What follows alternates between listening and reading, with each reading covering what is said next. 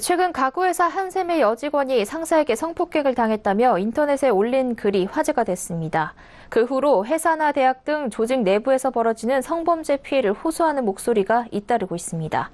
여기에 대해 고용노동부가 성희롱 대책을 내놨습니다. 어떤 대책이고 실효성이 있을지 이보경 기자와 알아보겠습니다.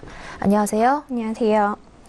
네, 한샘 사건 이후로 최근 조직 내 성범죄 폭로전이 잇따르고 있다면서요? 네, 그렇습니다.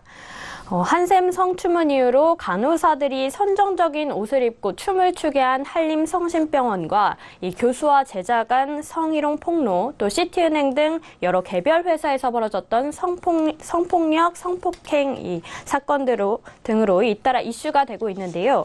이 조직 내 성희롱, 성폭행 사건은 밝혀진 게 다가 아닙니다. 이런 조직 내 성범죄는 매년 늘고 있는데요.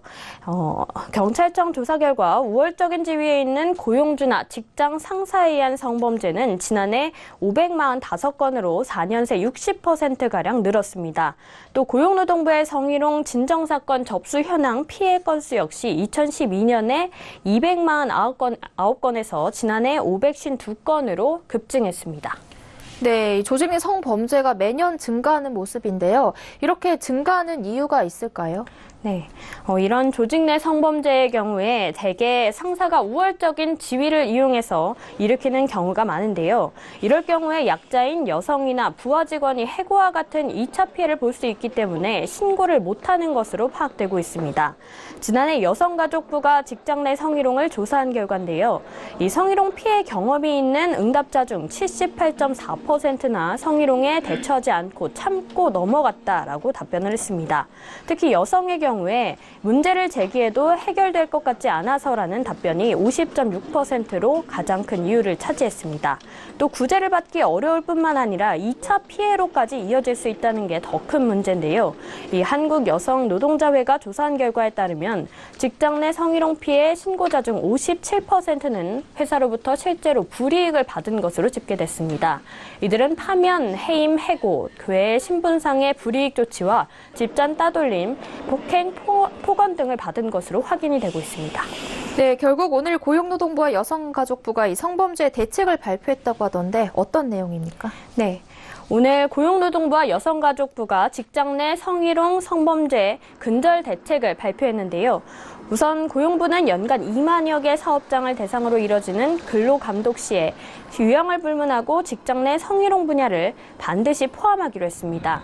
이 성희롱 예방 교육을 실시하고 있는지, 성희롱 가해자에 대한 징계와 피해자 보호 조치가 적절하게 이뤄지고 있는지 등을 집중적으로 살펴본다는 계획입니다. 또 성희롱이 발생한 회사와 사업주에 대한 처벌 수위도 높이기로 했는데요. 이 부분은 내년 중에 법 개정을 추진한다는 방침입니다.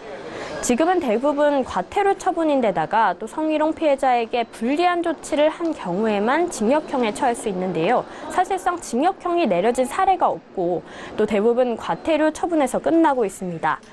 그런데 이 과태료 수준을 높이고 또 일부 과태료 처분을 징역형 또는 벌금형으로 강화하는 방안을 검토하겠다고 밝혔습니다. 또 사내 전산망이 있는 사업장에 대해서는 사이버 신고센터를 설치하고 운영하도록 권고해서 성범죄를 익명으로 신고할 수 있도록 하겠다는 방침입니다. 네, 이번 대책이 근본적인 해결책이 될 수 있을까가 의문인데요. 실효성이 있을까요? 네. 전문가들은 시스템을 갖추는 것도 중요하지만 의식 수준 자체를 높이고 적극적인 조치를 취하는 것이 필요하다고 지적하고 있는데요. 법적 제도가 있어도 가해자 처벌이나 피해자 보호가 적극적으로 이뤄지지 못한다면 사실상 법은 허울에 불과한 경우가 많기 때문입니다. 최근 5년간 고용노동부에는 2,190건의 성희롱 진정이 접수됐습니다. 그중에 기소 의견으로 검찰에 송치된 것은 9건에 불과했던 것으로 나타났습니다.